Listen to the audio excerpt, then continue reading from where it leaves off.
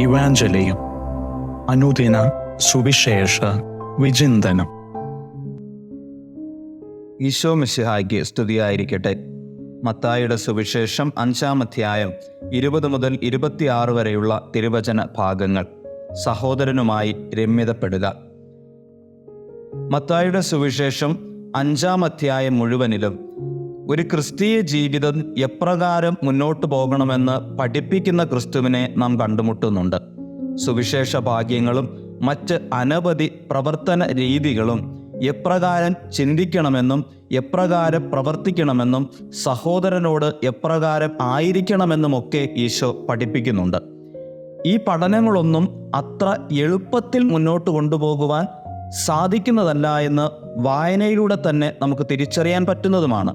അതിലൂടെ ഈശോ ഉദ്ബോധിപ്പിക്കുന്നത് തന്നെയാണ്, ക്രിസ്തീയ ജീവിതം അത്ര നിസ്സാരവൽക്കരിച്ച് ലളിതമായി മുന്നോട്ട് കൊണ്ടുപോകാൻ സാധിക്കുന്ന ഒന്നല്ല. ഒരുപക്ഷെ നമ്മുടെ ഓരോരുത്തരുടെയും ഉള്ളങ്ങളിലേക്ക് ക്രിസ്തു പകർന്നു നൽകുന്ന ചിന്തയും ഇതുതന്നെയാണ്. ക്രിസ്തീയ ജീവിതം ഒരുപാട് ഉത്തരവാദിത്വങ്ങളിലൂടെ കടന്നു പോകുന്നതാണ്.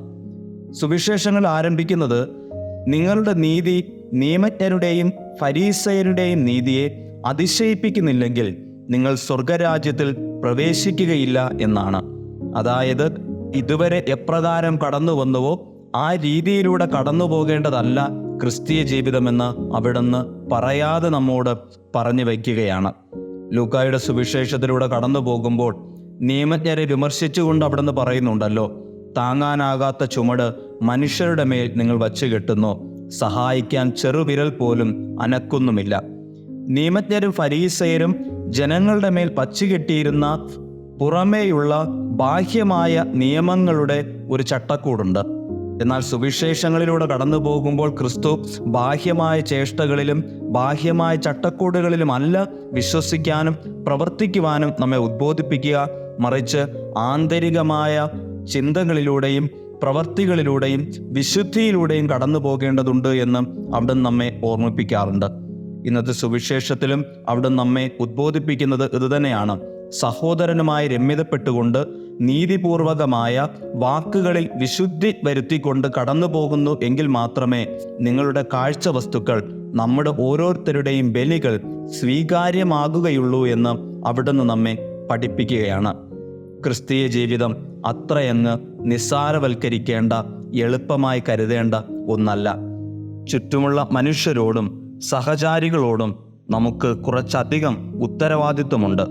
ക്രിസ്തുവിൻ്റെ അനുയായികൾ എന്ന നിലയിൽ ആ ഉത്തരവാദിത്വം ഏറ്റെടുക്കാൻ സാധിക്കുന്നില്ലെങ്കിൽ നരകാഗ്നിയായിരിക്കും സമ്മാനമെന്ന് ഇന്നത്തെ സുവിശേഷം നമ്മെ ഓർമ്മിപ്പിക്കുകയും താക്കീത് നൽകുകയും ചെയ്യുന്നുണ്ട്. നോമ്പ് കാലത്തിലൂടെ കടന്നു പോകുമ്പോൾ ഈ താക്കീത് നമുക്ക് അനിവാര്യമാണ്. ജീവിതത്തെ വിശുദ്ധീകരിക്കുവാനും ചുറ്റുമുള്ളവരുടെ ജീവിതങ്ങളോട് നീതിപൂർവകമായി സ്നേഹത്തിൽ സമാധാനത്തിൽ പെരുമാറുവാനും ഹൃദയത്തിൽ സകലരെയും സ്വീകരിക്കുവാനുമുള്ള വലിയൊരു വിളി നമുക്ക് നൽകുന്നുണ്ട്. അങ്ങനെ ജീവിതത്തെ കുറച്ചുകൂടി വിശുദ്ധിയിലേക്ക് കടത്തിവിടണമെന്ന് അവിടുന്ന് ഉദ്ബോധിപ്പിക്കുന്നു. അപ്പോഴും ഉള്ളിൽ അല്പം കനം അനുഭവപ്പെടുന്നുണ്ട്. ചുറ്റുമുള്ള മനുഷ്യരെ എന്നല്ല, മാതാപിതാക്കന്മാരോട് പോലും കൂറു പുലർത്താത്ത ഒരു കെട്ട കാലത്തിലേക്ക് പ്രവേശിച്ചിട്ട് എത്രയോ കാലമായി. എൻ്റെ ദൈവമേ, ഞാൻ അർപ്പിക്കുന്ന ബലിയിൽ നീ പ്രസാദിക്കുന്നുണ്ടോ?